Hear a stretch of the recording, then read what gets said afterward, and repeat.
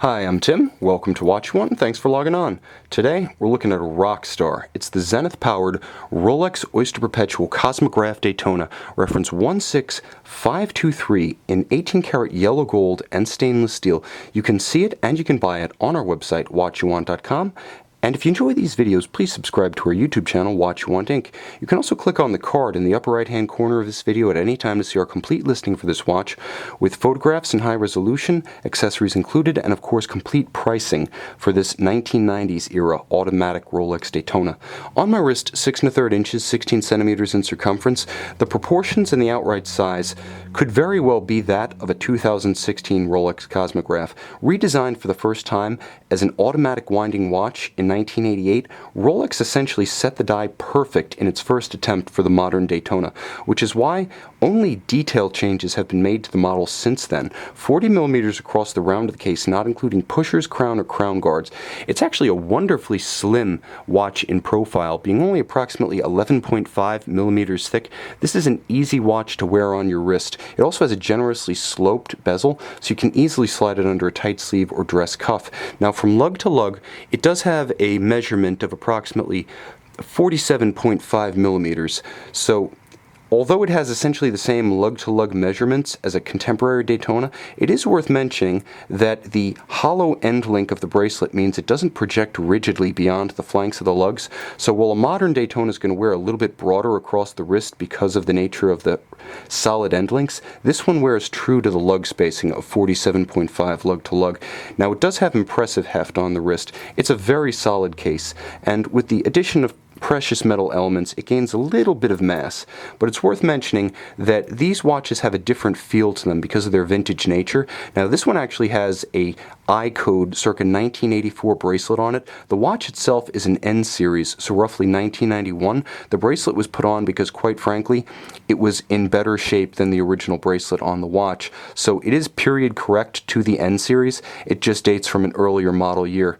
Now, it features hollow end links, hollow center links, and the traditional stamped Rolex clasp, but it is in excellent functional condition, and with its clamshell action, quite secure when closed. It has been polished to some degree. The crown has lost a little bit of definition, but in every respect, it's functionally and aesthetically excellent. You can also see the amount of stretch, and I'm actually applying pressure here, is very minimal considering the watch's age.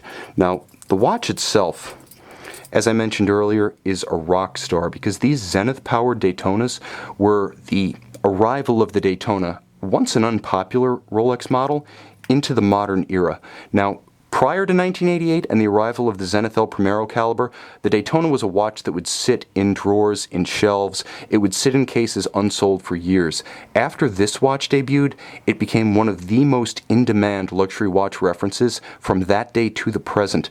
That's why its style hasn't changed much, but when you see constant seconds at 9 o'clock on an automatic Daytona, you know you're looking at the real deal, the Zenith caliber. From 1988 to 1999, Rolex included the Zenith El Primero in the Daytona as their caliber 4030 in Rolex speak. 52-hour power reserve, 31 joules. The beat rate was changed from 36,000 vibrations per hour to 28.8, so the escapement could use conventional lubricants, and also because, though tough, Rolex wanted the movement to be double tough. So tuned down to 4 Hz from 5, it gained even more longevity. It also gained COSC chronometer certification thanks to a Breguet overcoil hairspring and a free-sprung balance architecture. Rolex also redesigned the Zenith's somewhat fragile and finicky winding system with a more robust Rolex perpetual style automatic winding system with built-in Teflon bearings, or I should say bushings. So the bottom line is that Rolex really did make this movement its own to good effect. You're not going to see many chronometer certified El Primeros, but you're not going to see many El Primero powered Daytonas, period, because Zenith's entire movement production, going flat out, was about 50,000 movements a year, of which some were allocated to its own watches, some were allocated to other customers, and some were allocated to Rolex. So while Rolex could make as many Submariners, Sea Dwellers, Datejusts, or Yachtmasters as it wanted, the construction rate of these Zenith zenith-powered Daytonas was always constrained by tiny zeniths' ability to make the movements for them, and that's why they're so collectible today. This is an extraordinary version of an already collectible watch precisely because it has the potent combination of a black and gold dial. The black dial with high gloss speaks for itself. Powerful and masculine, it has incredible presence, but the gold accents really light it up. Now this is what's known as the Mark IV Zenith Daytona dial, so it still has tritium luminescent elements, but it has if you look at 6 o'clock, you can see that the 6 is now correctly oriented to look like a 6 on the hours subregister for the chronograph.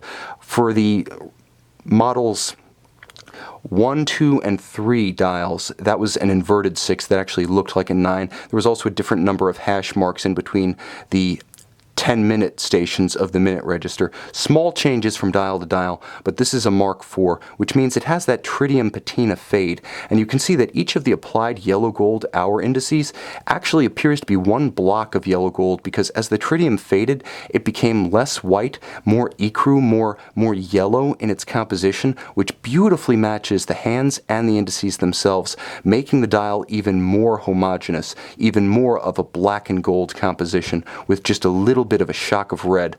Daytona just above the hour counter at 6.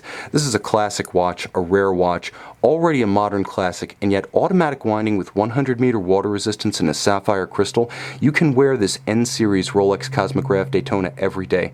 I recently conducted a live online auction, and one of these watches with the less desirable silver dial actually went for $17,000 before buyer's premium. The market for these, whether steel, precious metal, or two-tone, is really starting to take off. Collectors love them, and it's easy to understand why. You can love this one and take it home on our website, watchyouwant.com.